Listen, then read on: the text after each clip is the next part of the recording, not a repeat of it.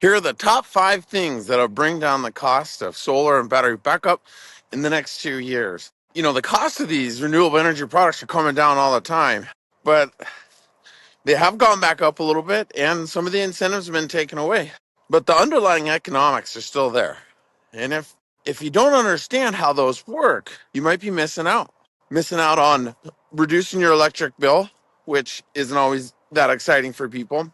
But electrification, first step is electric cars. So having a solar system that charges your electric car is the first step in the right direction. Utilities are also changing the way they bill customers, and they're increasingly putting value on demand charges, because those 2 times per day where we see choke points in the grid is in the morning and at night.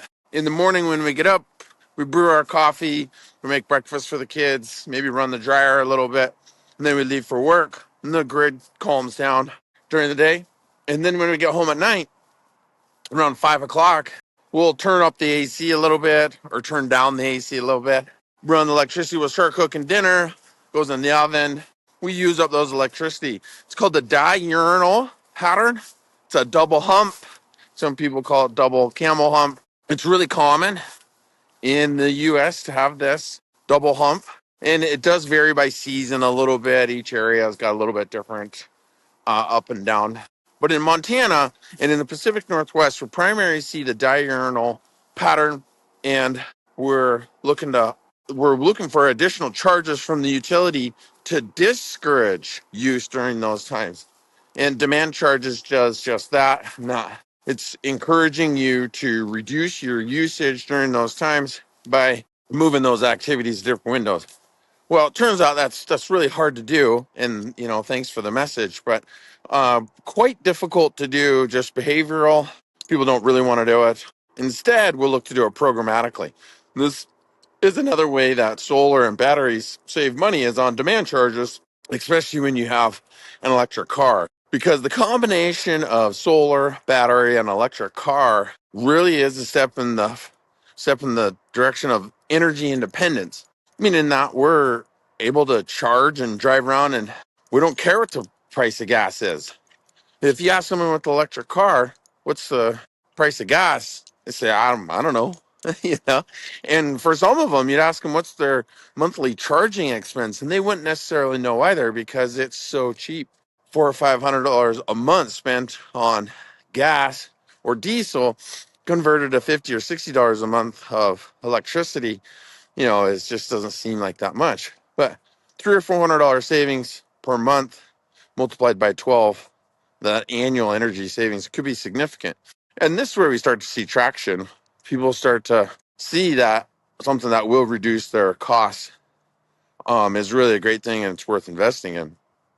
So what's going to bring those costs down? How do we find a way to bring them down? Because solar panels and batteries are still expensive. Solar, surprisingly, has gotten a lot cheaper. And we see that the solar panels themselves aren't the most expensive component anymore. Not even close. In fact, some microinverters are more expensive than the solar panels, and that's just the device that goes on the back in it for microinverters. But string inverters really take advantage of that because they don't have a microinverter. Instead, they've just got one central inverter that converts the DC to AC. So the cost is coming down in soft costs, which means we're breaking down things like commission and wages. Vehicles are overhead. Those aren't necessarily soft costs, but those overhead costs have to come down. Got to buy and sell the equipment for pretty close to what it costs in order for the electric bill to make sense. This is primarily where the proposal comes into play, is the proposal itself with the customer presenting a bill swap where the loan or the equivalent payment for the solar system is less than the electric bill. And we can do the same if we add in the electric car to show monthly savings. And for long-term thinkers, the loan eventually gets paid off and the car is eventually paid off. And that's when the substantial savings come.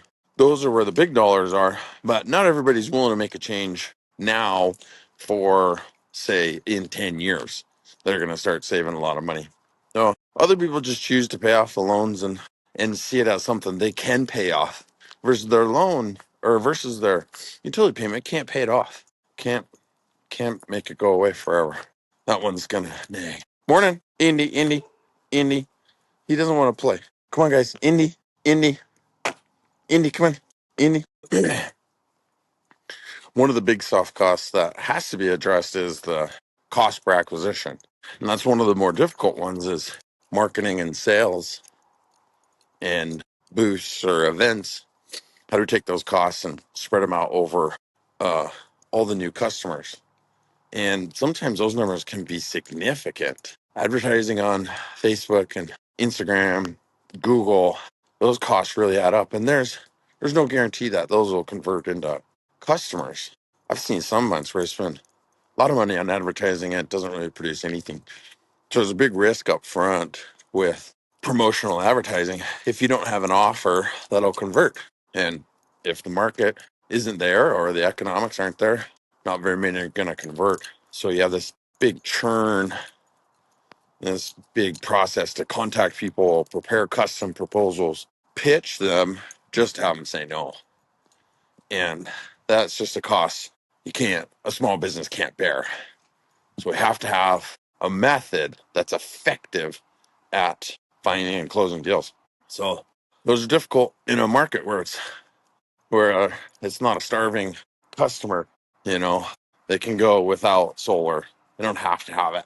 So we're creating the market, and when we're creating the market, we need a little different strategy for how to do that. Good morning. How are you?